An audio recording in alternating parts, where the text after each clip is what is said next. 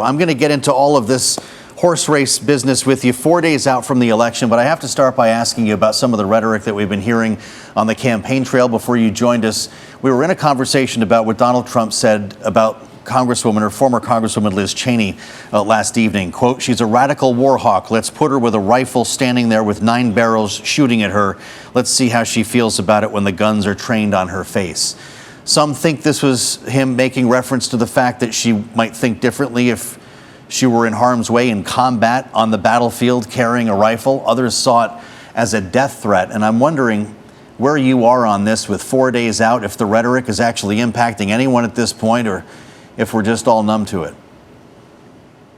Joe, thanks for having me. And I appreciate the question because the dangerous rhetoric that Donald Trump spews from the revenge tour that he has promised, if God forbid he gets anywhere near the White House again, where he's been creating an enemies list and plans retribution against people who he thinks have wronged him, to this horrific comment that I think it was very clear what he meant. It's very clear that he was suggesting that there should be consequences for Liz Cheney, who is a friend and former colleague of mine, if she continues to campaign against him. And his suggestion that her point of view when it comes to protecting our allies and fighting for democracy, and instead of the thugs and the authoritarians that he plays footsie with, it's very clear that not only is Donald Trump indicating that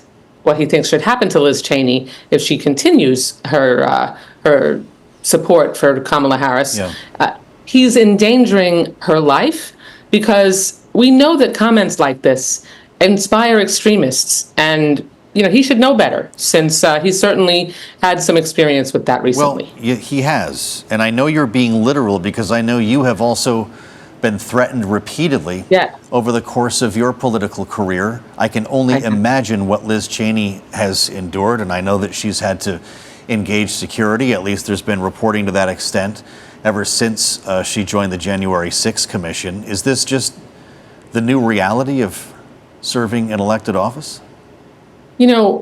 I certainly hope not, because I know I have had to have massive detail when I have had my life threatened as well. And what it does is it interferes with our ability, particularly in the House of Representatives, for example, when you have to be surrounded by a phalanx of security and a security detail, it intimidates your constituents from approaching you and from being able to do the job that a U.S. representative was elected to do, and that's to be engaged with our people.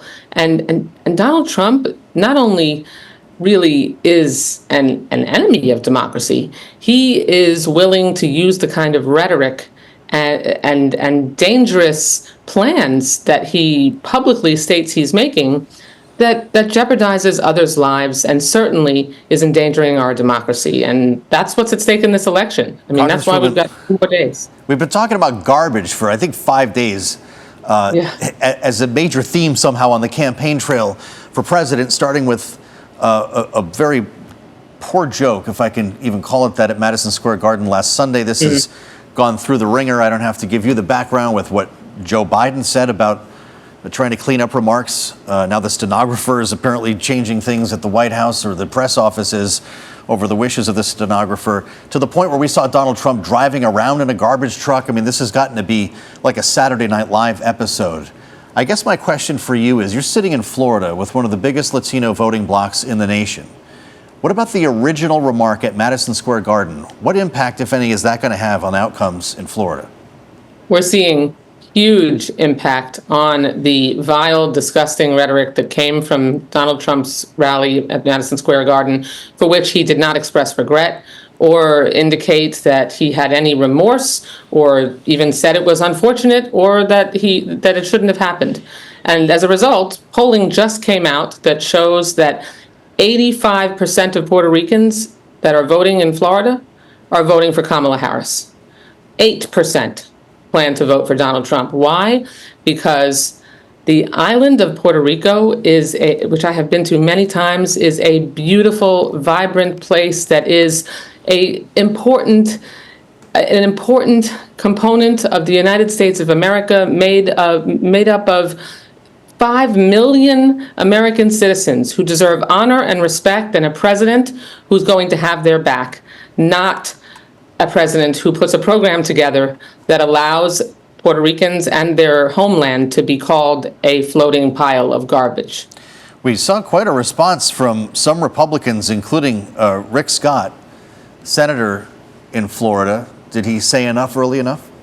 Oh, please. Rick Scott has proposed repealing Social Security and Medicare and putting it on the chopping block, possibly allowing it to go away forever and be reauthorized every 5 years. This is not a U.S. senator that understands the needs of our elderly, nor does he understand the needs of our Hispanic community. He votes against their interests, particularly their economic interests. And I mean, this is a guy who aligns himself firmly with Donald Trump. So, him saying something nice about Puerto Rican voters doesn't cut the mustard. Well, I know you're not a fan, but he did say the joke was not funny, not true, and Puerto Ricans are amazing people and amazing Americans.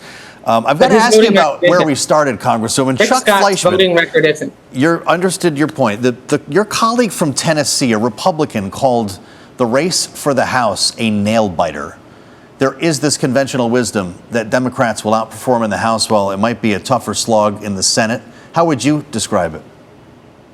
I sit on appropriations with Chuck Fleischman and on his subcommittee as well that he chairs, and I am the ranking member of an appropriations subcommittee as well that takes care of our veterans and our military. These are critical issues, and I think the House, it will ultimately, the majority will swing to Democrats because we have been championing the issues that are the most important. We've focused on reducing the cost of prescription drugs. We've focused on trying to make sure that we invested and succeeded in the most significant investment in infrastructure that we've had in modern times. We've been able to pass legislation that was historic investment in climate change and global warming and impacting its negative impacts on states across the country. Voters are going to go to the polls and vote for the Democratic candidate in the races that are the closest because they want to make sure that we move the country in a direction that House Democrats have been able to help us move because Republicans can't get out of their own way. They deposed their own speaker. They've needed us for every critical vote, including not shutting the government down and not busting a hole through the debt ceiling. And so voters want a majority that is team normal, not team extreme. And that's what they'll vote for on Tuesday.